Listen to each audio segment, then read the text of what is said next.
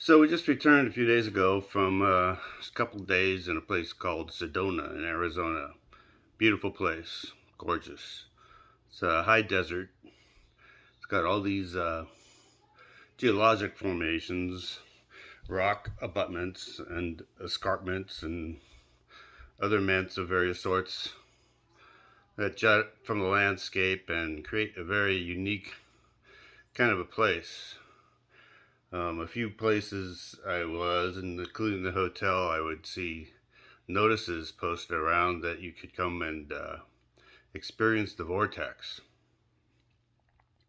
I thought that was like some kind of water park around there or something, but then I discovered that that's what called some of the more mystically minded called sort of referred to the place as a indicating that it was an area of sort of special spiritual connection of some kind, which yeah, I get that. I can understand how a place like that could get that sort of reputation.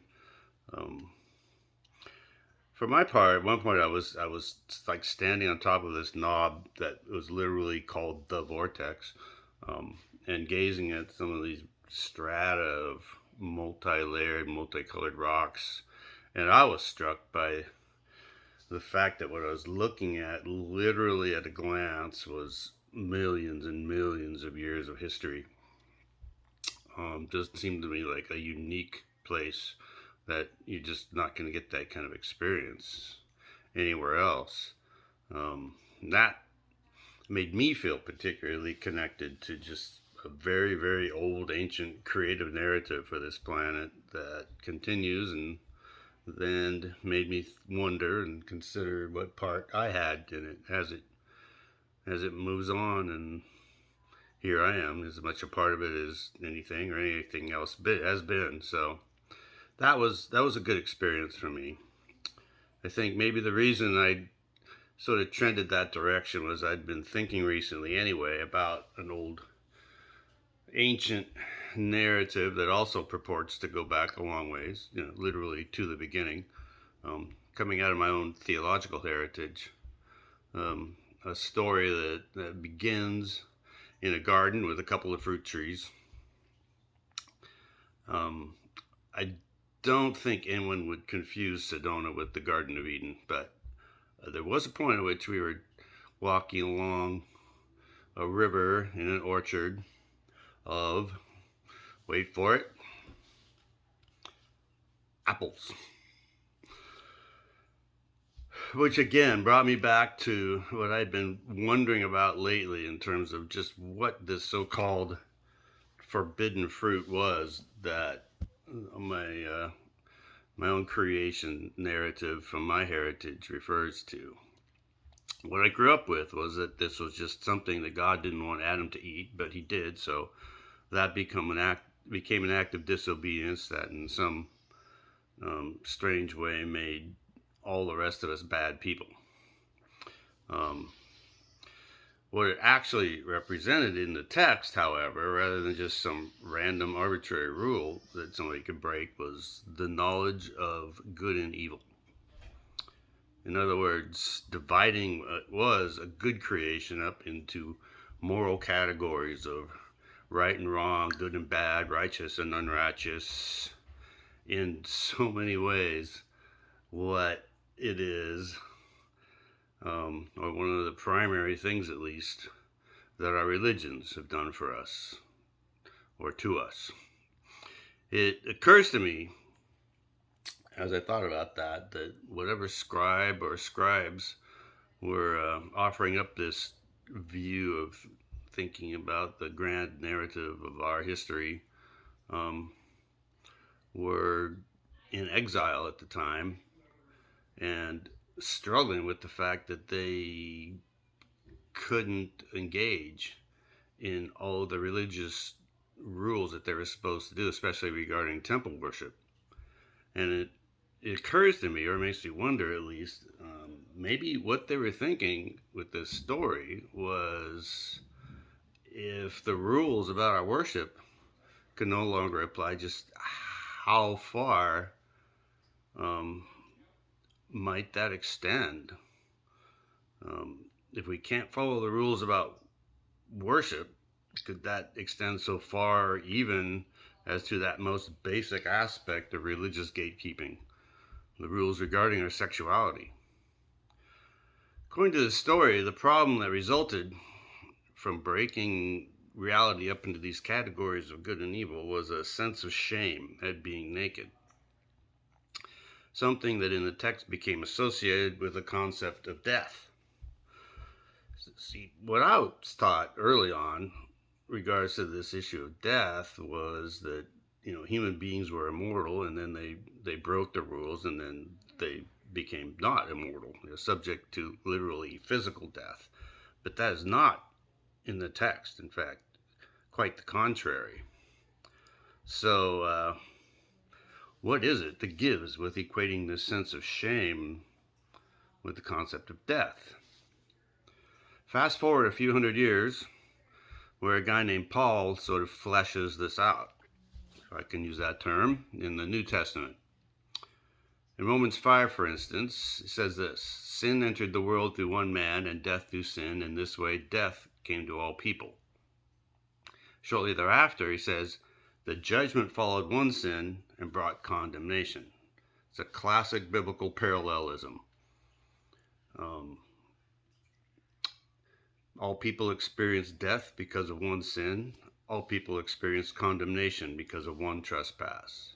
So death equals condemnation.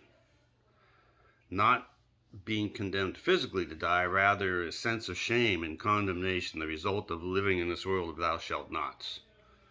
We know that's how Paul thinks, based in part on another passage in 2 Corinthians 3, where he calls the Ten Commandments themselves the ministry that brought death, because they were the ministry that brought condemnation.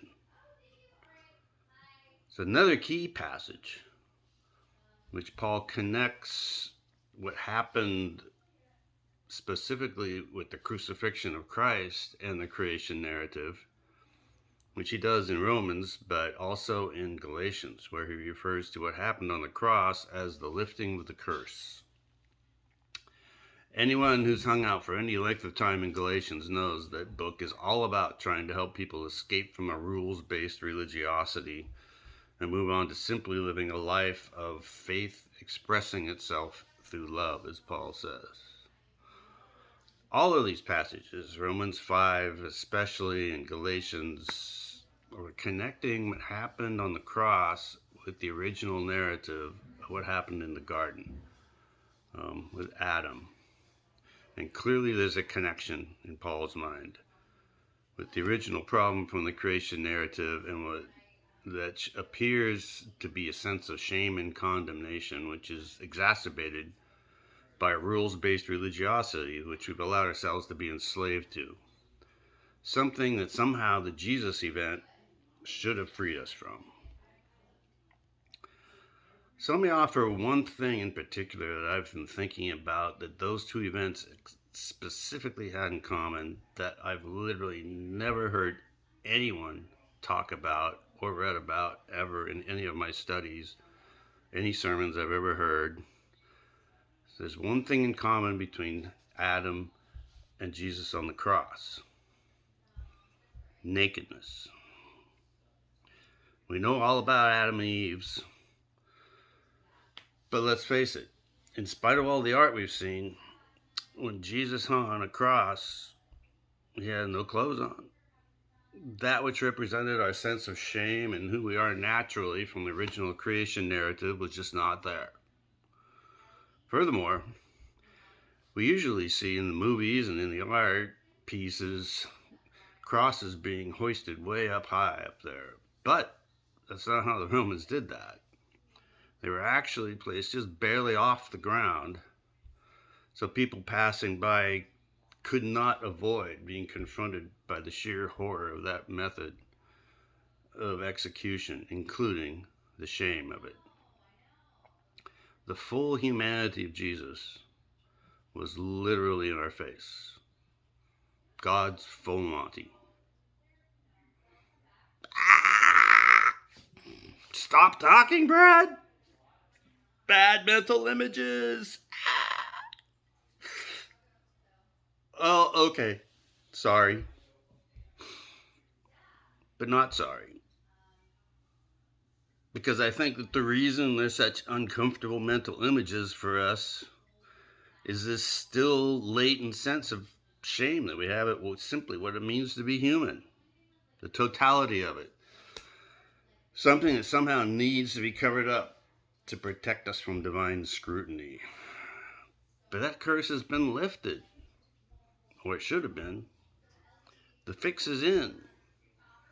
And it applies to everyone, just like the original problem. As Paul says in Romans 5, just as one trespass resulted in condemnation for all people, so also one righteous act resulted in justification and life for all people. Not just some small subset of humanity called the saved. As I consider this, Christmas is just around the corner. Tomorrow, actually. Were it in my power to do so, I would tell everyone that I could the good news, which literally applies to all people. With regard to your relationship to the divine, to that which is transcendent, to God, there's nothing wrong with you. You have nothing to be ashamed of. And there is nothing to fear. So now, go. Perhaps today, somewhere out there, someone is waiting for you to embrace them and let them know just that. Merry Christmas. Ugh. Ugh. This apple's gone bad. Tastes like religion.